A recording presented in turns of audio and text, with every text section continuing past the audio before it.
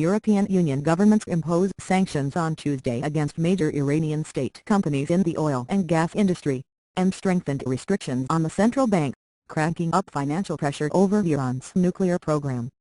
Among the more than 30 firms and institutions listed in the EU's official journal as targets for asset freezes in Europe was a national Iranian oil company, one of the world's largest crude exporters, and the National Iranian Tanker Company. Both are vital elements of the Iranian oil industry, the main source of revenue for the government which is being targeted. Thank you for trying verbose. This recording will go away once the product has been purchased. By Western sanctions.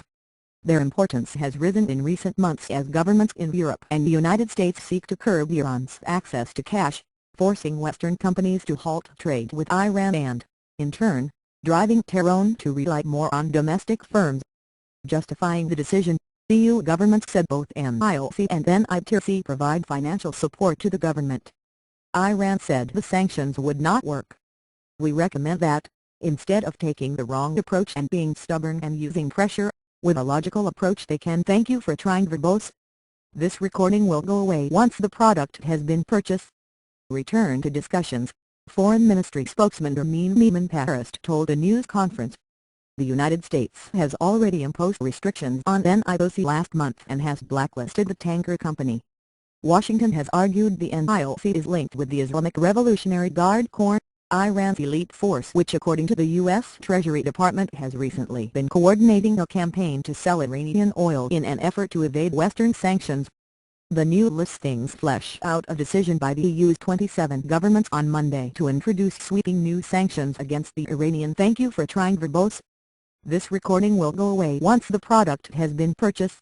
Industry, banking and energy sectors in the hope of drawing Tehran into serious negotiations about its atom project. Iran denies its work has any military intentions and says it will not abandon it unless major international sanctions are lifted.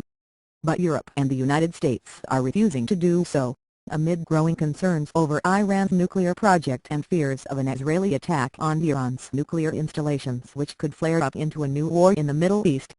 In Tuesday's list, the European Union also targeted NIOC subsidiaries, as well. Thank you for trying verbose. This recording will go away once the product has been purchased. As the National Iranian Gas Company and National Iranian Oil Refining and Distribution. Several banks were also listed.